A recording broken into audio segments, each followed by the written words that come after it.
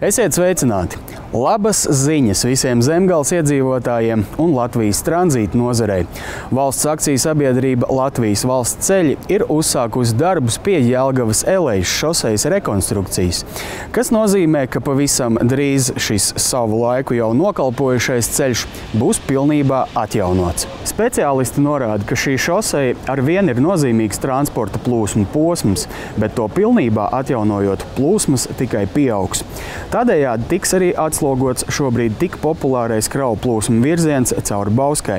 Šis ceļa posms pilda trīs funkcijas vienlaicīgi. Viņš ir gan ceļa posms, kas ir vietējiem iedzīvotājiem, gan ceļa posms, kas kalpo tranzītam Latvijas kravām, gan ceļa posms, kas ir kā Latvijas vizītkarte, kā situācija, kā iebraucam mēs no Lietuvas iekšā Latvijā, mēs redzam, kāda ir Latvijā šie ceļi. Tranzīta kravas izvēlējās Bauskas šoseju, tādajā veidā sadārdzinot, bet tomēr braucot pa labākas kvalitātes ceļiem. Un tie, kas izvēlējās vienkārši turismu braucienā šo ceļu, arī, piemēram, Rundāles pils un tādas vietas vienkārši neiekļāva šos te apskates objektus savā programmā, jo viņiem būtu jābrauc pa šo te ceļu. Jau šogad plānojās pa posmiem jau šo te ceļu pamazām nodot, un nākošais gads viņš tiks nodots pilnībā. Un es domāju, ka tas ir ļoti labs darbs padarīts. Arī Latvijas autopārvadātāji norāda, ka Jelgavas Elejas šoseja ir nozīmīga ne tikai vietējiem iedzīvotājiem, bet arī Latvijas autopārvadātājiem. Tieši infrastruktūra ir tā, kas autopārvadātājiem nodara vislielākās sāpes. Visas detaļas absolūti tiek bojāts no tā, ka visi trebumi, visi skratās. Līdz ar to tas novietojums transportam ir 2 pat 3 reizes lielāks nekā lietojot to pa kvalitatīviem ceļiem. Būtiski atzīmēt, ka rekonstruētais ceļa posms būs kā Latvijas vizītkarte, lai viesiem, kas apciemo mūsu valsti, pirmie iespaidi par Latvijas ceļiem būtu labi. Atliek vien novēlēt, lai soli pa solim tiktu atjaunoti visi Latvijas ceļi. Eiropas Savienība un, protams, tā skaitā arī Latvija līdz 2020. gadam ir apņēmusies samazināt bojāgājušo skaitu uz koplietošanas ceļiem par 50% salīdzinājumā ar 2010. gadu.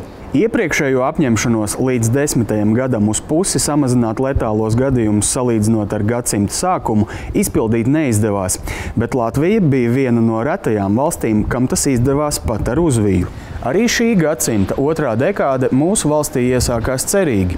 Turpināja samazināties ievainoto un bojāgājušo skaits.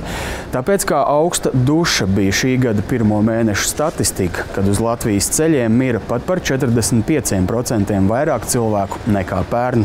Par satiksmes drošību atbildīgās institūcijas ir sarosījušās domāt tos ceļus veidus, ko darīt, lai situācijas ceļa satiksmē uzlabotu.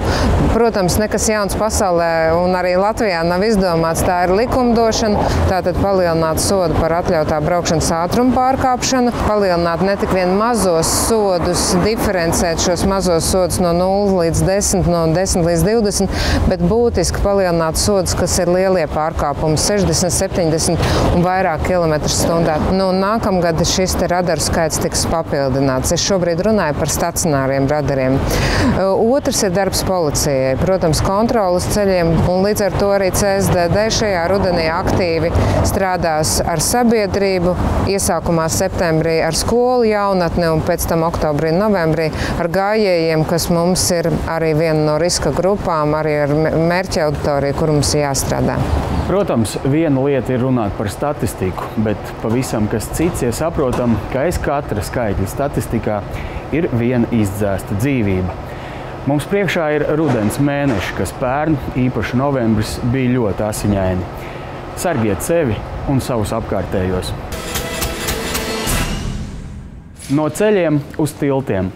Daudzi Rīgas autovadītāji noteikti jau ir pamanījuši rekonstrukcijas darbus uz Salu tilta. Šī Rīgas satiksmei tik būtiskā satiksmes mezgla rekonstrukcija ir nozīmīga nevien autobraucējiem, bet arī transporta biznesam. Salu tilta rekonstrukcijas izmaksas sasniegs 8,74 miljonus eiro. Lauvas tiesu no finansējuma paredzēts sekt ar Eiropas Savienības struktūra fondu līdzekļiem, jo tilts ir nozīmīgs objekts nevien Rīgai, bet arī valstī kopumā. Salu tilts ir garākais un nozīmīgākais maģistrālais tranzīta tilts valstī. Šo tiltu šķērso dienā apmēram 70,000 automašīnu. Arī eksperti uzsver, ka Salu tilta rekonstrukcija ir nozīmīgs solis raugoties no loģistikas viedokļa. Šobrīd mēs esam nodrošinājuši kustību uz katru pusi, tātad pa 2 līnijām, slēdzot tikai tilta vidu. 15 mēnešu laikā šī pirmā kārta tiks pabeigta, un mēs jau sākam pārunas par Salu tilta renovācijas otro kārtu. Tātad šeit būs ļoti nopietna renovācija, gan hidroizolācija, gan šie paši, ko mēs redzam, gājēji un veloceliņi. Tā kā es uzskatu šo par lielu panākumu un ļoti svarīgu objektu Latvijas tranzīta infrastruktūrā.